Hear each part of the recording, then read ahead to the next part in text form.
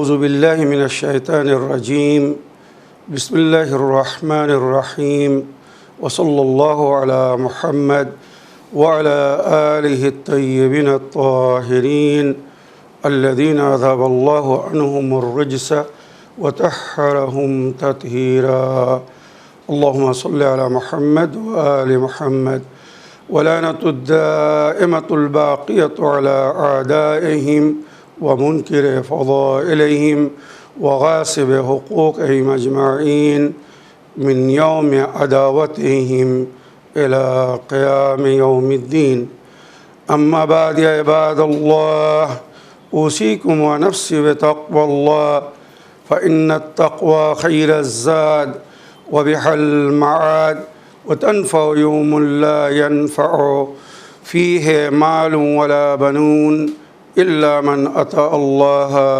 بقلب سليم وصلى الله على محمد وعلى آله الطيبين الطاهرين اللهم صل على محمد وآل محمد وعجل فرجهم আমার প্রিয় দর্শক ও শ্রোতাবৃন্দ আসসালামু আলাইকুম ওয়া রাহমাতুল্লাহি ওয়া বারাকাতুহু আপনাদের সকলকে আন্তরিক সালাম ও শুভেচ্ছা জানিয়ে আজকের অনুষ্ঠান ইসলাম ইন বাংলায় আপনাদেরকে স্বাগতম জানাই।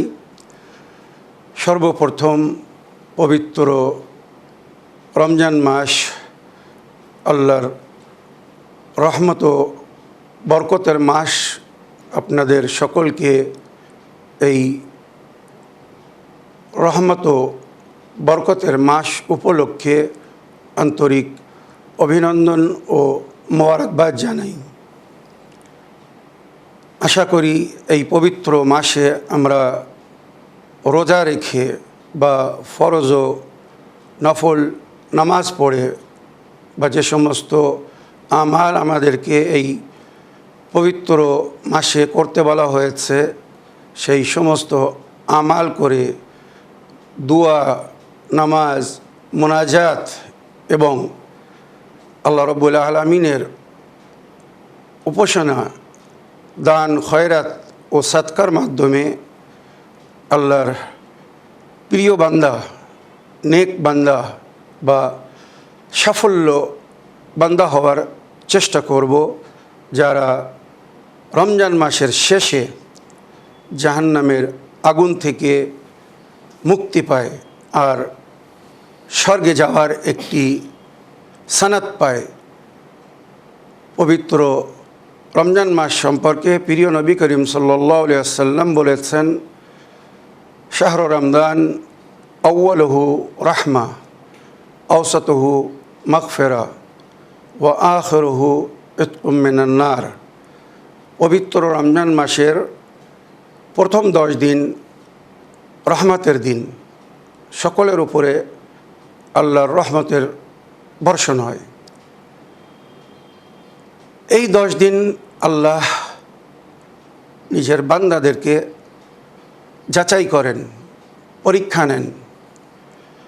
যদি এই 10 দিন কেউ ওইভাবে আল্লাহর উপাসনা বা ইবাদত করে, রোজা রেখে, নামাজ পড়ে বা সাদকা ও দান খয়রাতের মাধ্যমে, পবিত্র কোরআন তেলাওয়াতের মাধ্যমে, দোয়ায়ে মাসুরা পড়ে যদি কেউ এই 10 দিন ওইভাবে কাটায় যেভাবে আল্লাহ রসুল চেয়েছেন বা বলেছেন, তো এই ব্যক্তি আল্লাহর তরফ থেকে মাগফিরাত পাবে। সুতরাং যখন দ্বিতীয় 10 দিনে প্রবেশ করবে তো আওসাতুহু মাগফিরা, আল্লাহর মাগফিরাত পাওয়ার দিন। তো ইনশাআল্লাহ আল্লাহর রহমত পেয়ে কেউ যদি আল্লাহর উপাসনা করে, শুকর আদায় করে, তো কোরআন বলছে লা ইন শাকারতুম লা আযীদান্নাকুম, যদি আমার নেয়ামতের তোমরা শুকর আদায় করো তো আমি আরও বৃদ্ধি করে দেবো। তো রমজান মাস বরকতের মাস, সাধারণ মাসের চেয়ে এই মাসে আল্লাহর বান্দারা, বিশেষ করে নেক বান্দারা, রোজাদাররা আল্লাহর কত নেয়ামত উপভোগ করে আপনারা জানেন। তো এই নেয়ামত উপভোগ করার পরে কেউ যদি শুকরানার রূপে আরও সুন্দরভাবে আল্লাহর উপাসনা বা ইবাদত করে, ফরজ ছাড়া যে সমস্ত নফল নামাজ পড়তে বলা হয়েছে রমজান মাসে, যদি সেগুলো আদায় করে তো ইনশাআল্লাহ এরপরে সে আল্লাহর মাগফিরাত পাবে। আর যদি একবার আল্লাহর মাগফিরাত পেয়ে যায় তো মনে রাখবেন এরপরে আখিরুহু ইতকুম মিনান নার, জাহান্নামের আগুন থেকে মুক্তি পাওয়ার দিন। তো ইনশাআল্লাহ শেষ 10 দিন সবাই কদর যার মধ্যে রাখা হয়েছে, আমাল করে বা আল্লাহর উপাসনা ও ইবাদতের মাধ্যমে আল্লাহকে সন্তুষ্ট করে রমজানের শেষ হতে হতে জাহান্নামের আগুন থেকে মুক্তি লাভ করা যাবে, বা আল্লাহ জাহান্নামের আগুন থেকে তাকে মুক্তি দান করবেন, যে এই পুরো 30 দিন পুরো রমজান মাস আল্লাহর হুকুম অনুযায়ী জীবনযাপন করবে। যদি কোনো মজবুরি না হয় তো রোজা ছাড়বে না, তাছাড়া যে সমস্ত নফল ইবাদত বা সদকা ও দান খায়রাতের হুকুম দেওয়া হয়েছে সেগুলো আদায় করার চেষ্টা করবে। তো আল্লাহ আমাদেরকে তৌফিক দান করুন এই পবিত্র রমজান মাসে আমরা যেন আপনার আদেশ অনুযায়ী বা আপনার নবীর সুন্নাত অনুযায়ী বা আহলে বায়তের তালিমাত অনুযায়ী ওইভাবে রমজান মাস কাটাতে পারি যেভাবে আল্লাহ রসুল আহলে বায়ত আলাইহিসসালাম চেয়েছেন বা বলেছেন। এবারে আমার প্রিয় দর্শক ও শ্রোতাবৃন্দু, ধারাবাহিক হিসাবে আমি প্রতিদিন ওই দিনের দোয়া পড়ব, তারপরে ওই দিনগত রাত্রে কত রেকাত নামাজ পড়তে হবে নফল নামাজ তার জিকির করব, তারপরে ওই দিনের ইসলামিক ইতিহাস বা ইভেন্টস কোনো পর্ব বা পার্বণ থাকলে তার জিকির করব, তারপরে অবশেষে যতটুকু সময় থাকবে আপনাদের পাঠানো প্রশ্নের উত্তর দেওয়ার চেষ্টা করব। তো আজ পবিত্র রমজান মাসের 1ম তারিখ, সুতরাং আমি সর্বপ্রথম আজকের দিনের দোয়া পড়ছি ও তার তর্জমা করব, ব্যাখ্যা করব, তারপরে আজকের রাত্রে কত রেকাত নামাজ পড়তে হবে সেটা বলবো। বিসমিল্লাহির রহমানির রহিম। আল্লাহুম্মা ইজআল সিয়ামি ফীহি সিয়ামাস সাইমিন ওয়া কিয়ামি ফীহি কিয়ামাল কাইমিন ওয়া নাব্বিহনি ফীহি আন নাওমাতিল গাফিলিন ওয়া হাবলি জুরমি ফীহি ইয়া ইলাহাল আলামিন ওয়া আফু আন্নি ইয়া আফিয়ান আনিল মুজরিমিন। আল্লাহুম্মা সাল্লি আলা মুহাম্মদ ওয়া আলি মুহাম্মদ। হে আমার প্রতিপালক আল্লাহ রব্বুল আলামিন, আজকের দিনের আমার রোজাকে তমন করুন যেমন এক রোজাদারের, এক হাকিকি রোজাদারের রোজা হওয়া উচিত। রোজা শুধু উপবাসের নাম নয়, রোজা শুধু ক্ষুধায় পিপাসায় বা উপবাস থাকা বা উপবাস করার নাম নয়। হাদিসের মধ্যে উল্লেখ হয়েছে, নবীর আহলে বায়ত বলেছেন, ইযা সুমতা ফালিয়াসুম, ইযা সুমতা ফালিয়াসুম সামআক ওয়া বাসারাক ওয়া লিসানাক ওয়া জামিয়া জাওয়ারিহাক। যদি তোমরা রোজা রাখো তো শুধু পেটকে ক্ষুধায় রেখো না, তোমাদের চোখ, কান, জবান যেন রোজা রাখে, ওইরূপ শরীরের সমস্ত অংশ যেন রোজা রাখে। যেমন রোজার অবস্থায় পানাহার নিষেধ, ওইরূপ রোজার অবস্থায় সমস্ত শরীরের অংশের উপরে যে জিনিসগুলো নিষেধ, যে গুনাহ বা হারাম কাজ করা নিষেধ, সেগুলো থেকে পার্টস অফ বডিকে, শরীরের একটি একটি অংশকে বিরত রাখতে হবে। তারপরে আমাদের রোজা সম্পূর্ণ হবে, কমপ্লিট হবে, আর আমরা রোজার পরিপূর্ণ সওয়াব পাব। যদি শুধু ক্ষুধায় থাকি আর বাকি জবানের হেফাজত না করি, গীবত করি, গালি দিই, খোদা না করুক, অন্যায় কথা বলি, ভুল বলি, বা কান দিয়ে যদি গীবত শুনি, গান শুনি, হারাম শুনি, যেগুলো শোনা মানা, তো কানের রোজা থাকবে না, জবানের রোজা থাকবে না। চোখ দিয়ে যদি সেগুলো দেখি যেগুলো দেখা নিষেধ, চোখের রোজা থাকবে না। পা দিয়ে যদি ওই পথে চলি যে পথে চলা নিষেধ, পায়ের রোজা থাকবে না। হাত দিয়ে যদি ওই কাজ করি যেগুলো করা নিষেধ, তো হাতের রোজা থাকবে না। তো রয়ে গেল কি? শুধু পেট ক্ষুধায় থাকবে না। রোজা পরিপূর্ণ রোজা রাখতে হবে। তাই আমরা প্রথম দিনেই আল্লাহর কাছে দোয়া করছি যে আল্লাহ আমার আজকের রোজা যেন তেমন রোজা হয় যেমন এক রোজাদারের রোজা হওয়া উচিত।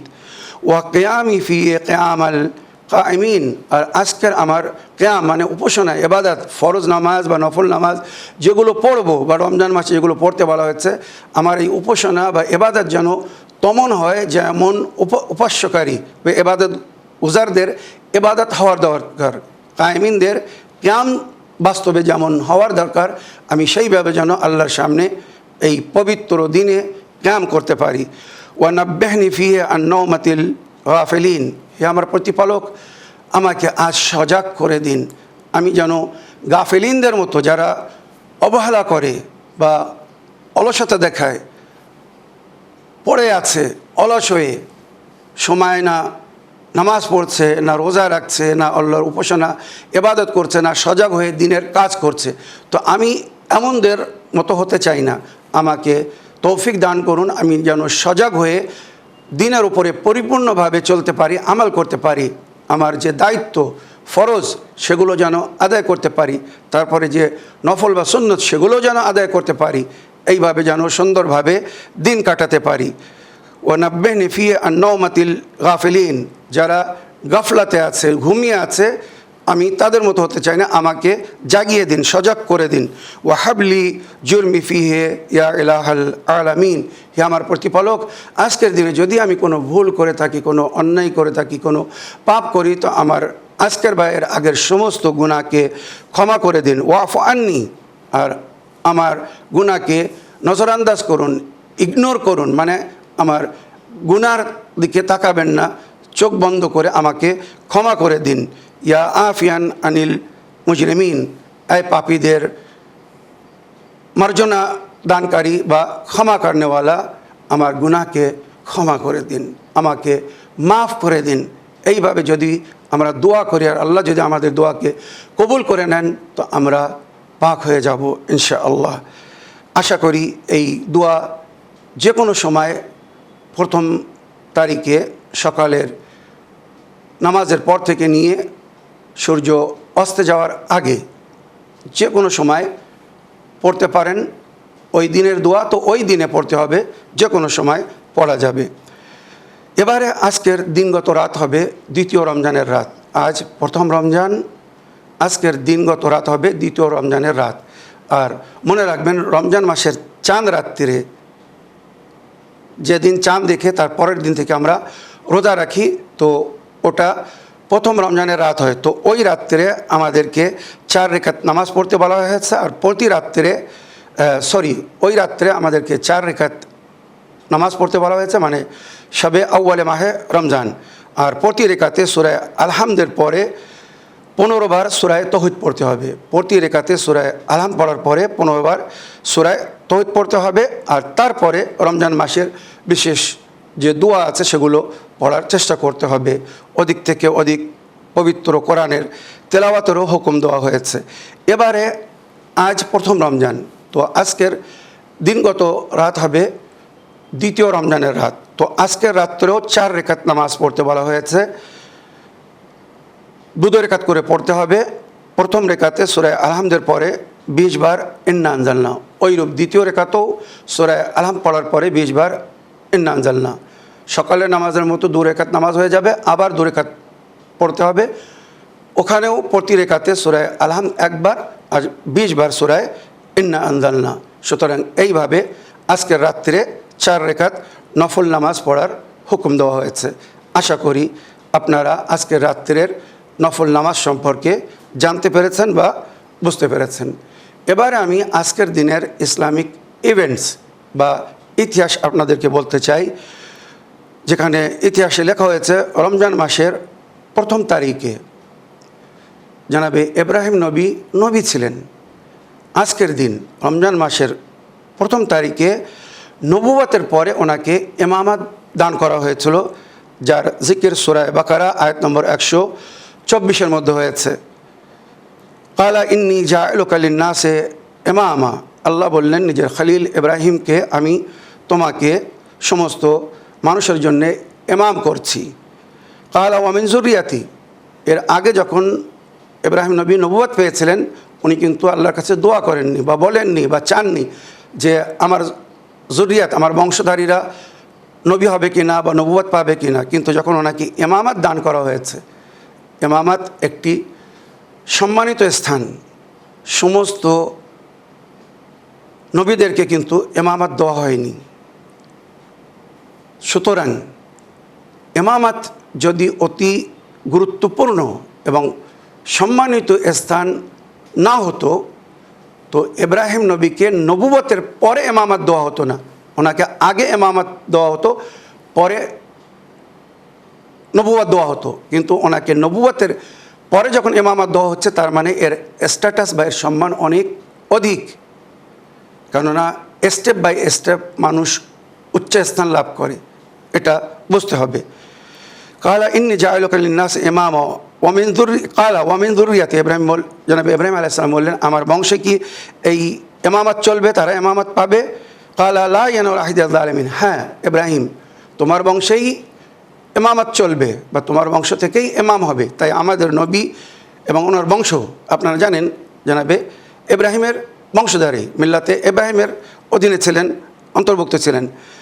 তো আল্লাহ বললেন, হ্যাঁ ইমামত তোমার বংশে চলবে, কিন্তু এই ওহদা কোনো জালিম পাবে না, কোনো গুনাহগার পাবে না।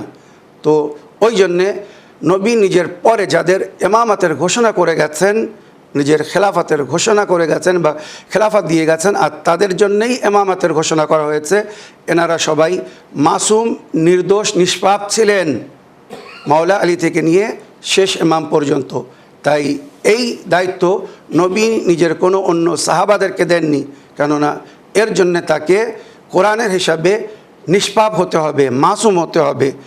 আজকের দিনের দ্বিতীয় ইভেন্ট হচ্ছে 8 হিজরিতে গজওয়ায়ে তায়েফ।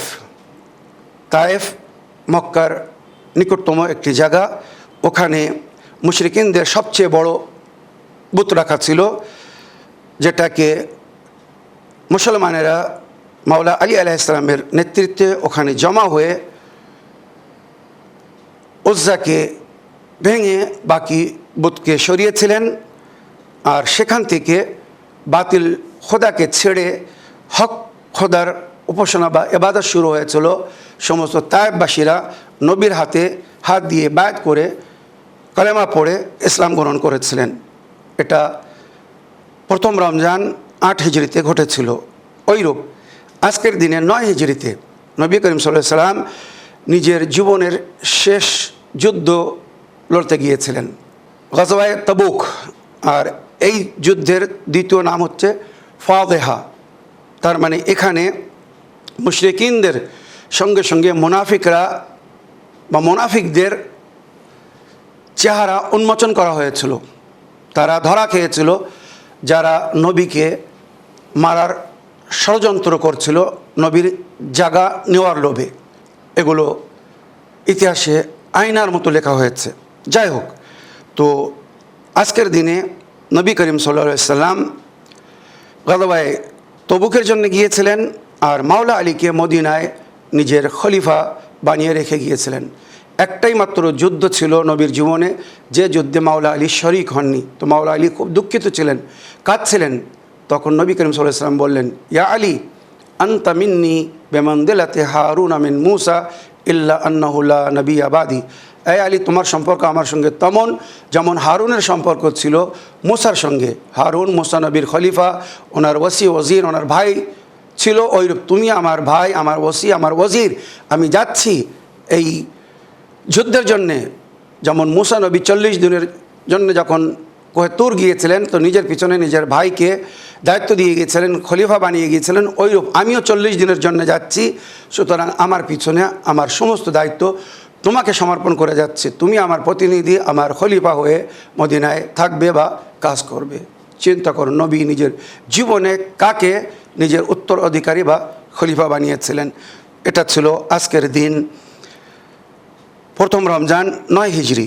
তারপরে চতুর্থ ইভেন্টস বা আজকের দিনের ইতিহাস হচ্ছে যুগের ইমামের প্রথম নায়েব জনাবে ওসমান বিন সাঈদ আল আমরি 267 নইলে 97-তে উনি আজকের দিনে পরলোক গমন করেছিলেন। জনাবে আম্মার ইয়াসিরের বংশধারী বা ওনার আওলাদদের মধ্যে একজন ছিলেন।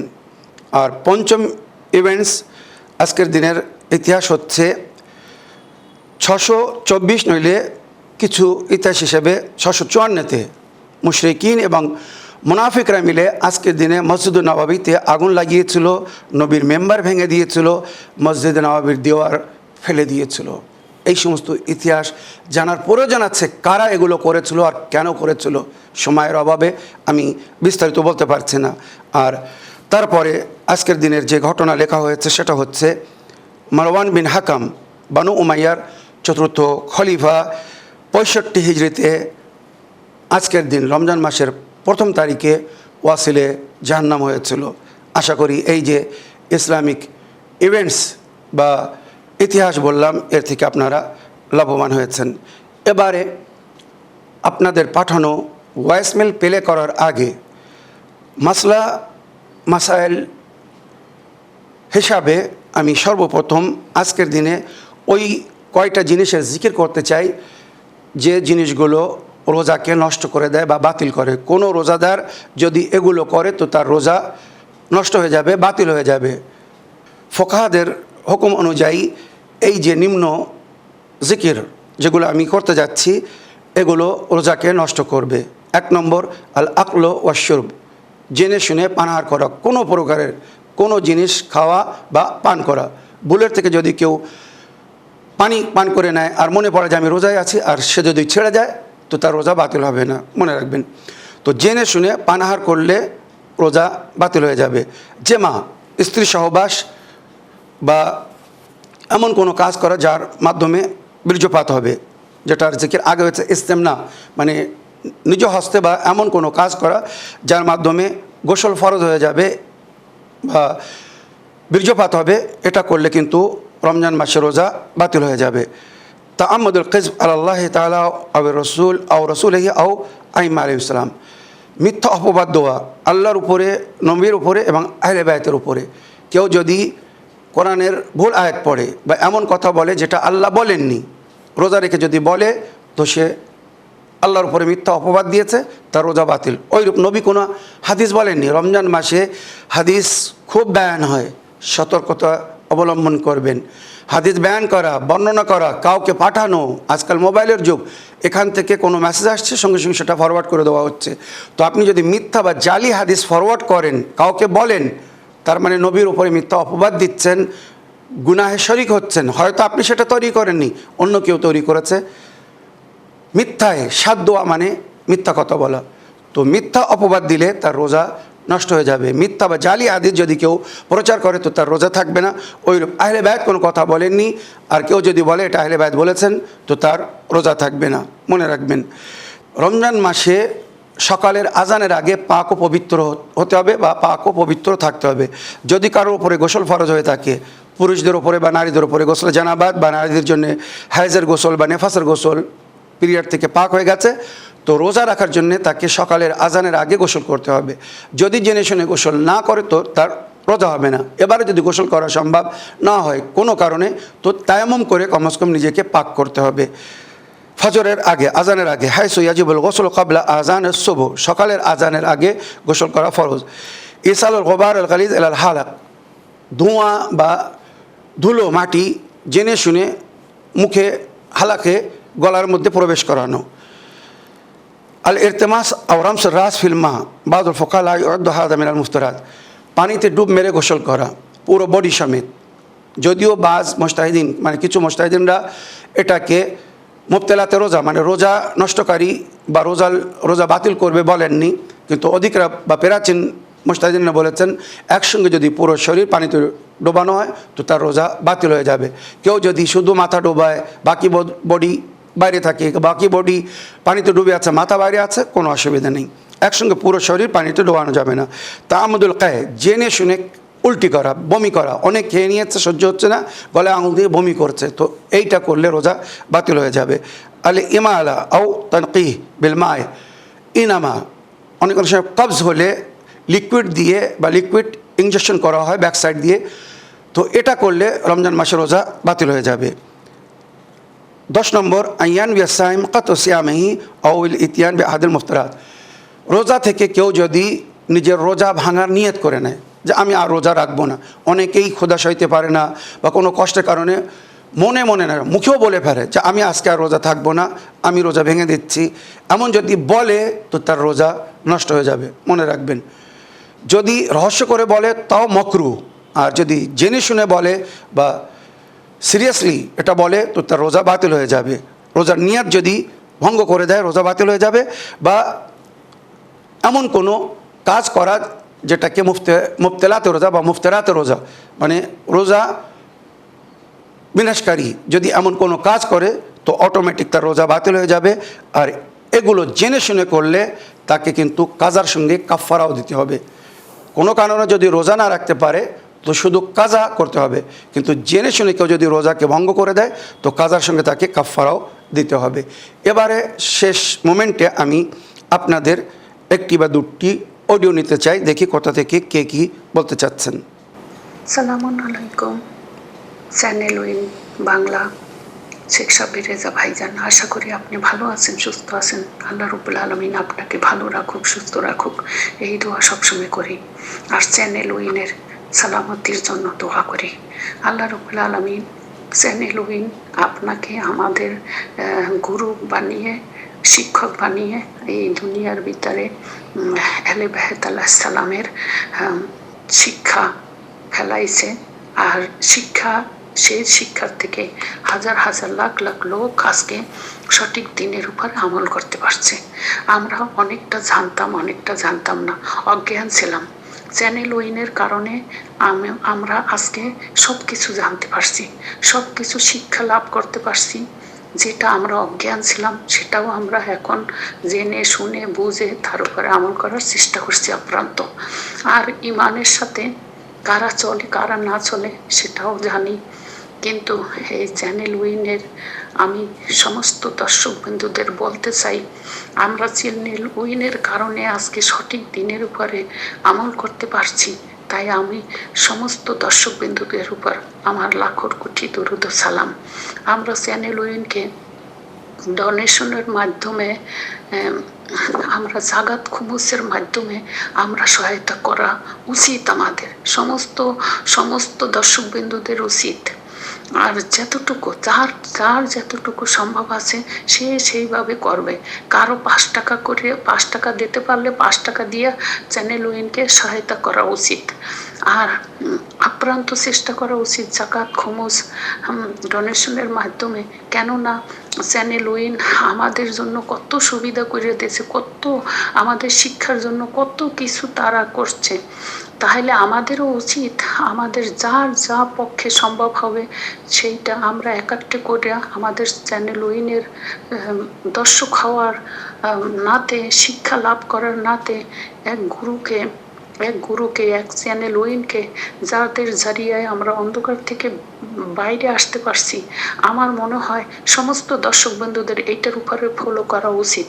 হ্যাঁ, আমার চ্যানেল উইন কিছু বলে না, এটা আমার তরফ থেকে, আমার পক্ষ থেকে। কেননা শয়তান এত পিছিয়ে পড়েছে, তার জন্য আমি সমস্ত দর্শক বিন্দুদেরকে জানাচ্ছি। আর যারা সঠিক ঈমান আনছেন তারা অবশ্যই চ্যানেল উইনকে সহায়তা করবেন। আপনারা ভালো থাকুন, সুস্থ থাকুন। জাযাকাল্লাহু খায়রুন ফিদ দুনিয়া ওয়াল আখিরাহ। ওয়ালাইকুম আসসালাম ওয়া রাহমাতুল্লাহি ওয়া বারাকাতুহু। আমার প্রিয় আপামনি, সত্যি আমার অন্তর থেকে আপনাকে স্যালুট, সালাম জানাই এবং অসংখ্য ধন্যবাদ জানাই। কৃতজ্ঞ জ্ঞাপন করি এত সুন্দর মোটিভেশনাল ভয়েসমেল পাঠানোর জন্যে। আশা করি আপনার কথা বা আপনার আবেদন সমস্ত দর্শকবৃন্দরা শুনেছেন। কোরআন আমাদেরকে বলছে তাআওয়ানু আলাল বিররি ওয়াত তাকওয়া ওয়া লা তাআওয়ানু আলাল ইসমি ওয়াল উদওয়ান। নেক কাজে এক অপরের সহযোগিতা করো, অন্যায় বা পাপে কেউ কারো সাথ দিও না। ওমা তুকদ্দিমু লিআনফুসিকুম মিন খাইরিন তাজিদুহু ইনদাল্লাহ। যা কিছু আগে থেকে আল্লাহর দরবারে পাঠিয়ে রাখবে সেটা উপস্থিত পাবে। তো আশা করি আমরা নেক কাজে এক অপরের সহযোগিতা করব, যা সেই নিজের ক্ষমতা অনুযায়ী, যেমন আমার আপামনি বলেছেন, চ্যানেল উইনকে সমর্থন করবেন, সাপোর্ট করবেন। আপনাদের দান খয়রাত বা সাদকার মাধ্যমে, যাকাত ও খুমুসের মাধ্যমে এই নেক কাজে, এই দিনের কাজে সহযোগিতা করুন। এর সুন্দর বা সুফল ইহকাল ও পরকালে অবশ্যই পাবেন। আমার প্রিয় আপামনি, আপনাকে আরও একবার অন্তর থেকে ধন্যবাদ জানাই। আগের অডিও নিয়ে দেখি কোথা থেকে কে কী বলতে চাচ্ছেন। আসসালামু আলাইকুম। আমি ভরতপুর মুর্শিদাবাদ থেকে সৈয়দ মনোয়ার হোসেন বলছি। আমি আপনাকে একটা কোরআন শরীফ মানের অর্ডার দিয়েছিলাম। আপনি বলেছিলেন এখনও প্রিন্ট হয়নি, কিন্তু যদি পুরাতন কোরআন শরীফ পাওয়া যায় আপনি আমাকে ঠিকানা পাঠাবেন, আমি পাঠাবার চেষ্টা করব। তাই আমি আমার ঠিকানাটা দিলাম, মেহেরবানি করে পাঠালে খুশি হব। আমার নাম সৈয়দ মনোয়ার হোসেন, পোস্ট ভিলেজ ভরতপুর, জেলা মুর্শিদাবাদ, পিনকোড নাম্বার 742301। এই ঠিকানায় আপনি পাঠাইলে আমি খুশি হব। আসসালামু আলাইকুম। ওয়ালাইকুম আসসালাম রহমতুল্লাহি ওবরাকাত। আমার প্রিয় চাচা যান, আপনার ভয়েসমেলের জন্য আপনাকে ধন্যবাদ জানাই। তবে দুঃখের বিষয়ে আমরা নতুন এখনও কোরআন প্রিন্ট করাতে পারিনি। যেমন আমি এর আগেও বলেছি, এর জন্যে বহু মূল্যের প্রয়োজন আছে, বহু অর্থের প্রয়োজন আছে, যেটা আমরা সংগ্রহ করতে পারিনি বলে এখনও ওই কাজে হাত দিতে পারিনি। তবে আগের প্রিন্টেড কোরআন যদি আপনি নিতে চান, যেটা বাংলাদেশে আছে, তো মুখতার হোসেন ইসলামিক বুক সেলার, ওনার সঙ্গে যোগাযোগ করুন। উনি যদি 1-2 কপি ওখান থেকে আনিয়ে দিতে পারেন তো আশা করি এ বিষয়ে উনি পরিপূর্ণ সহযোগিতা করবেন।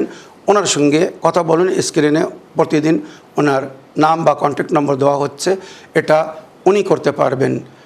তবে সমস্যা যেটা উনি বলেছেন, এখন বর্তমানে এই দেশ থেকে ওই দেশে বই নিয়ে যাওয়া বা ওই দেশ থেকে এই দেশে বই নিয়ে আসা একটু সমস্যা হচ্ছে। তবুও যদি উনি পারেন তো আশা করি অবশ্যই করবেন। এই বলে আমার আজকের বক্তব্য এখানে শেষ করছি। পবিত্র রমজান মাস আল্লাহর উপাসনা বা ইবাদতের মাস, দোয়া নামাজ মোনাজাতের মাস। সুতরাং যখন আপনারা নিজেদের জন্য আপনদের জন্য দোয়া করবেন, আশা করি এই ভাইকে, এই অদমকেও আপনারা নিজেদের দোয়ায় শামিল রাখবেন, শরিক করবেন। আমি যেন সুস্থ থেকে স্বাস্থ্য থেকে পবিত্র রমজান মাসে রোজা রেখে আল্লাহর উপাসনা ইবাদত করে সুন্দরভাবে কাটাতে পারি। আর আপনাদের প্রশ্নের উত্তর বা প্রতিদিন চ্যানেল উইনে এসে যেন সমস্ত অনুষ্ঠানকে সুন্দরভাবে শুটিং বা রেকর্ডিং করতে পারি। আপনাদের সকলের কাছে দোয়ার জন্যে অনুরোধ রইল। এই বলে আমার আজকের বক্তব্য এখানে শেষ করলাম। ওয়া আখিরু দাওয়ানা আলহামদুলিল্লাহি রাব্বিল আলামিন। আসসালামু আলাইকুম ওয়া রাহমাতুল্লাহি ওয়া বারাকাতুহু।